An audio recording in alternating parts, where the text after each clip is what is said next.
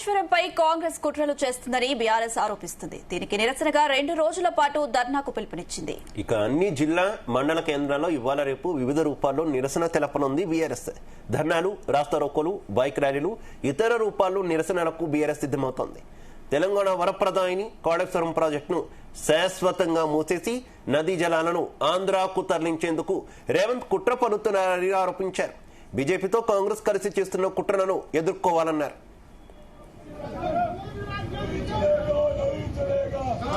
సిబిఐకి కాళేశ్వరం అప్పగించడం అంటే పూర్తిగా ప్రాజెక్టును మూసివేయడమేనన్నారు.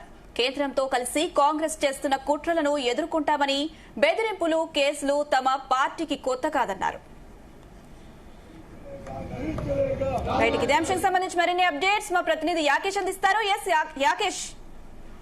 అనుష, కాళేశ్వరం ప్రాజెక్టుపై అటు శాసన మండలిలోను అసెంబ్లీలోను కూడా పెద్ద ఎత్తున కాంగ్రెస్, బీఆర్ఎస్ ఎమ్మెల్యేల, ప్రజాప్రతినిధుల మధ్య వారు కొనసాగుతుంది. కాళేశ్వరం ప్రాజెక్టు దాదాపు 1,00,000 కోట్లకు పైగా కూడా దీని మీద వెచ్చించి కేసీఆర్ అవినీతికి పాల్పడ్డాడనే కూడా అటు సీఎం రేవంత్ రెడ్డితో పాటు మంత్రులు ఆరోపిస్తున్నటువంటి తరుణంలో ప్రస్తుతం కాళేశ్వరం ప్రాజెక్టు మీద సిబిఐ విచారణకు ప్రభుత్వం ఆదేశించింది.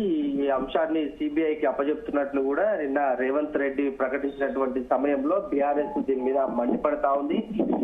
ఈ ప్రాజెక్టును పూర్తి స్థాయిలో మూసేయడం కోసమే కేసును సిబిఐకి అప్పజెప్తున్నారు. సిబిఐ విచారణ కొనసాగుతున్నటువంటి తరుణంలో మొత్తం కూడా ప్రాజెక్టు బంద్ అవుతుంది. దీన్ని ఒక పూర్తి స్థాయిలో బంద్ చేయాలన్న ఆలోచనతోనే కాంగ్రెస్ ప్రభుత్వం ఈ విధంగా ముందుకు పోతుందని బీఆర్ఎస్ ఆరోపిస్తా ఉంది. ఈ నేపథ్యంలో కాంగ్రెస్ ప్రభుత్వం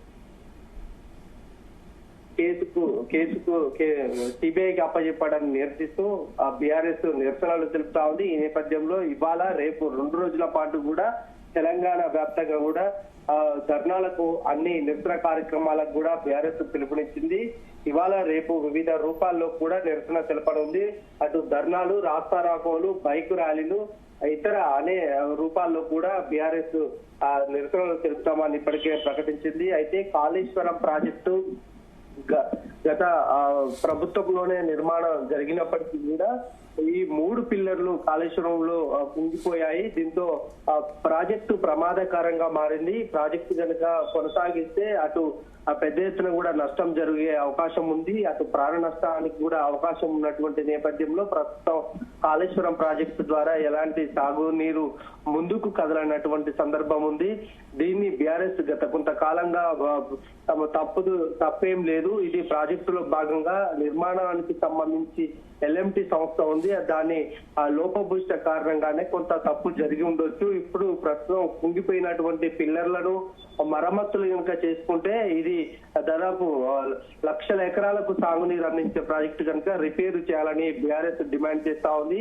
అయితే ఇక్కడ జరిగినటువంటి అవినీతి అవకతవకాల మీద దీన్ని వెలికి తీసేంత వరకు కూడా ప్రాజెక్టును ఎలాంటి ముందుకు కదులుతుంది అనేది కాంగ్రెస్ ఆలోచన ఉంది. ఆ నేపథ్యంలోనే గత కొంతకాలంగా అటు బీఆర్ఎస్, కాంగ్రెస్ నేతల మధ్య మాటల వారు కొనసాగుతుంది. నిన్నటి నుంచి కూడా అటు అసెంబ్లీ, శాసన మండలి 2 సభా వేదికల్లో కూడా పెద్ద ఎత్తున కూడా ఇరు నేతలకు కూడా వాగ్వాదం కొనసాగుతుంది. వాళ్ళ ఉదయం కూడా ఇదే పరిస్థితి కొనసాగినటువంటి నేపథ్యంలో కాంగ్రెస్ తీసుకున్నటువంటి నిర్ణయాన్ని బీఆర్ఎస్ తప్పుపడుతూ ఈ నిరసన కార్యక్రమాలకైతే పిలుపునిచ్చింది. కాళేశ్వరం ప్రాజెక్టు భూమి రైతాంగానికి సంబంధించి తెలంగాణ రైతులకు సాగునీరు అందించాలన్న ఉద్దేశంతో చేపట్టినటువంటి ప్రాజెక్టు చరిత్రలో ఎప్పటికీ కాళేశ్వరం నిలిచిపోతే అది ఆ పేరు కేసీఆర్ కు వస్తుందన్న ఉద్దేశంతో కాంగ్రెస్ ఈ విధమైనటువంటి చర్యలకు పూనుకుంటుంది. ఇది కరెక్ట్ కాదంటూ కూడా అనేక సందర్భాల్లో అటు కేటీఆర్, హరీష్ రావు కూడా